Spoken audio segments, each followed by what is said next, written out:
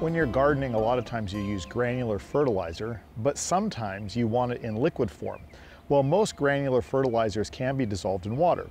So here I have my small onion patch that I need to fertilize, and I don't really want to use granular fertilizer because I don't know when it's going to rain and I want the fertilizer to get to the onion quickly.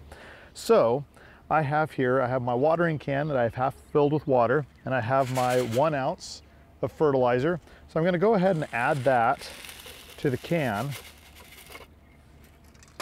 And then I'm just going to kind of mix it up.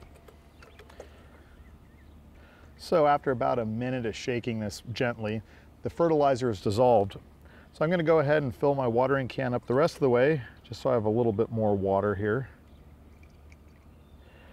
And now I'm just going to water my onions. Now I want to make sure that I do not get it on the leaves, because just like fertilizer, granular fertilizer on the leaves will burn, well, this will burn as well. So there, now my onions have the fertilizer immediately that they need. Now you can use most granular fertilizers and dissolve them in water just like that. Just make sure that you figure out how much you need and weigh it out and put it in the water.